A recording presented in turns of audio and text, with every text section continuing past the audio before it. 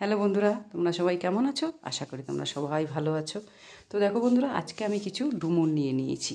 তো দেখো, ডুমুরগুলো খুবই ছোট ছোট। আর দেখো, ডুমুর কাটতেই যা কষ্ট হয়, টাইম লাগে, কিন্তু খেতে খুব সুন্দর। তো যাই হোক বন্ধুরা, আমি ডুমুরগুলো ভালো করে আমি কেটে নেবো আগে। কেটে তারপর আবার তোমাদের সামনে আসবো। তো দেখো বন্ধুরা, আমি কেটে নিয়েছি। আর ডুমুর কাটতে কাটতেই জলে ভিজিয়ে দিতে হয়, কেন ডুমুরে খুব কষ। এই দেখো, ডুমুরগুলো পিঠটা আমি কেটে কেটে নিয়েছি, এই দেখো। আর মধ্যের অংশটা ফেলে দিতে হয়। দেখো, জলটাও কেন কালো হয়ে গেছে, এই দেখো। আর টাইমও লাগে কাটতে। তো দেখো, এই দেখো, ডুমুরের সাইডগুলো দেখো, পেছনটা সব কেটে নিয়েছি।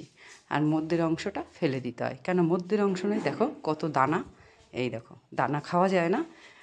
তো যাই হোক বন্ধুরা, আমি এবার বাটিতে জল বসিয়ে দিয়েছি। এবার আমি ডুমুরটাকে ভালো করে সিদ্ধ করে নিতে হবে। এই দেখো, ডুমুর খেতে ভালো লাগে, কিন্তু ডুমুরে কাটতে হয়, সিদ্ধ করতে হয়, টাইমও লাগে। এই জন্য অনেকেও খেতে চায় না। কিন্তু তোমরা যদি এইভাবে বাড়িতে বানিয়ে খাও, খুব সুন্দর লাগবে। তো দেখো, আমি লবণ দিয়ে দিলাম। লবণ দিয়ে একটু নেড়ে দিলাম হাতা দিয়ে। ততক্ষণ একটু সিদ্ধ হয়ে নিক। ডুমুরটা ভালো করে সিদ্ধ করে নিতে হবে প্রথম। তো দেখো, ডুমুর ফুটে গেছে আর অনেকটা সিদ্ধও হয়ে গেছে। এই দেখো, আর বেশিক্ষণ রাখবো না, আমি নামিয়ে নেব। নামিয়ে নিয়ে জলটাকে ভালো করে ছেঁকে নিতে হবে।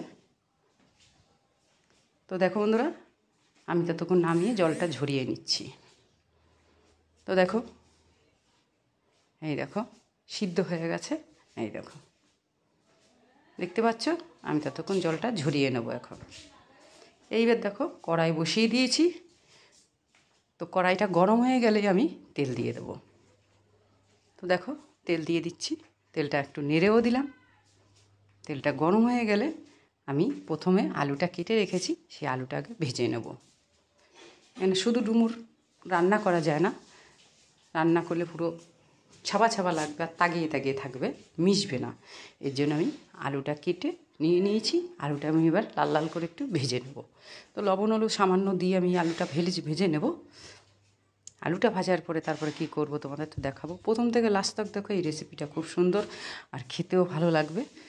এই দেখো, আলুটা লাল লালও হয়ে গেছে। আলুগুলো এবার আমি একটু নামিয়ে নেব। এই দেখো, হাতা নিয়ে নিয়েছি। এবার আমি সব আলুগুলো তেলের থেকে নামিয়ে নেব। নামার পরে কী করব তো তোমাদের দেখাবো। তো দেখো, আলু ভাজার পরে যেটুকু তেল আছে, এই তেলের মধ্যে আমি সম্বার দিয়ে দেবো। দেখো, লঙ্কা দিয়ে দিয়েছি আর জিরে সম্বার দিয়ে দিয়েছি আর দুটো তেজপাতা দিয়ে দিয়েছি। সম্বারটা দেখো কালো হয়ে গেছে। এবার আমি টমেটো কাঁচা লঙ্কা আমি কেটে রেখেছি, সেইগুলো আমি ফোড়নের মধ্যে দিয়ে দেবো প্রথম। তো দেখো, দিয়ে দিচ্ছি বন্ধুরা। এইবার দেখো, একটু নেড়ে নিচ্ছি। নাড়ার পরে আমি কী মশলা দেবো তো তোমাদের দেখাবো, তোমরা দেখতে থাকো প্রথম থেকে লাস্ট তক। দেখো বন্ধুরা, এই রেসিপিটা খুবই সুন্দর আর বাড়িতে এরকম করে খেলে খুবই ভালো লাগবে। যেহেতু নিরামিষের দিন যদি এইভাবে তরকারি বানান আর সাথে যদি ডাল থাকে, আর কিছুই লাগবে না। তো যাই হোক বন্ধুরা, দেখো আমি লবণ দিয়ে দিলাম। এবার দেখো, একটু জিরের গুঁড়ো দিয়ে দিলাম সামান্য। এবার দেখো, একটু ঝাল লঙ্কার গুঁড়ো দিয়ে দিলাম। এবার দেখো, একটু হলুদ দিয়ে দিলাম। এবার একটু নেড়ে চেড়ে নেব। একটু নেড়ে চেড়ে নিলে সম্বারটা ভাজা হয়ে যাবে। তা দেখো, আমি একটু কালারের লঙ্কার গুঁড়ো দিয়ে দিলাম। এবার একটু টমেটো দিয়ে মশলাগুলো দিয়ে একটু ভালো করে কষিয়ে নেব। কষানো হয়ে গেলে সামান্য একটু জল দিয়ে দেখো, আমি টমেটোগুলোও সিদ্ধ হয়ে যাবে আর মশলা তেলের পরে কষিয়ে নেব। এই দেখো, তখন একটু তেলের পরে আমি টমেটোগুলো একটু কষিয়ে নেব।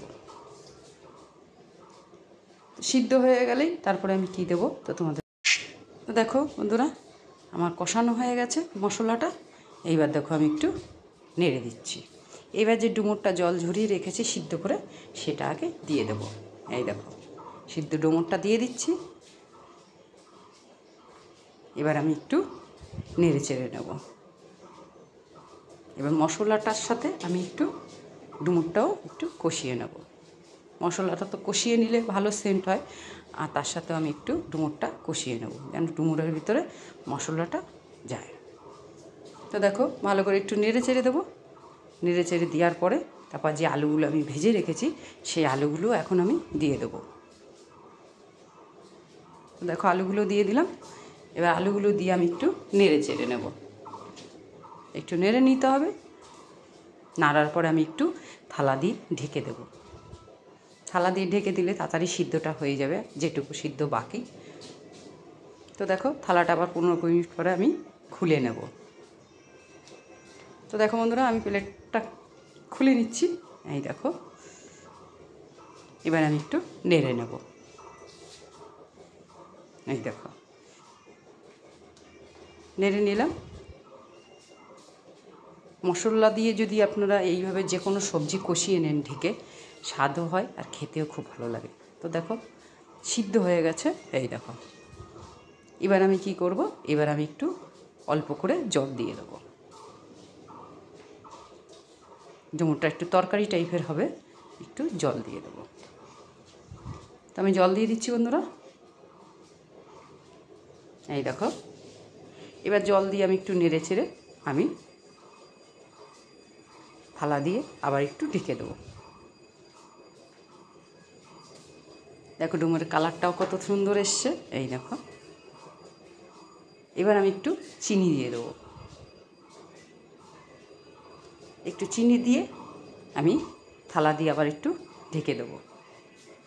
যে কোনো সবজিতে একটু চিনি দিলে খেতে ভালো লাগে। তো দেখো আবার 15 মিনিট পরে আমি এবার থালাটা খুলে নেব। তো দেখো বন্ধুরা এই দেখো ফুটে গেছে ডুমুরের তরকারি। এই দেখো একটু জল টেনে গেলেই আমি নামিয়ে নেব। আর বেশিক্ষণ রাখবো না বন্ধুরা, বেশিক্ষণ রাখলে পুরো ঝোলটাই টেনে যাবে। একটু গামাখা থাকলে আমি নামিয়ে নেব। ততক্ষণ আমি একটু নেড়ে দিচ্ছি। এই দেখো অনেকটা জলই টেনে গেছে, আর একটু সামান্য টেনে গেলেই আমি নামিয়ে নেব। ততক্ষণ বন্ধুরা একটু হতে থাকুক। তো বন্ধুরা রোজ দিনই তো একটা করে রেসিপি দিচ্ছি। তো ডুমুরের তরকারি কেমন লাগলো কমেন্টের দ্বারাই জানাবে, আমি রিপ্লাই দেবো। তা দেখো বন্ধুরা জলটা অনেকটাই টেনে গেছে। এই দেখো ঝোলটা অনেকটাই টেনে গেছে। এই দেখো এবার একটু নেড়ে দিলাম। নেড়ে আমি এবার একটু নামিয়ে নেব একটু গরম মশলা দিয়ে। নামানোর আগে যদি একটু কোনো তরকারিতে নিরামিষ গরম মশলা দেওয়া যায়, খেতেও সুন্দর লাগে, সেন্টটাও আসে।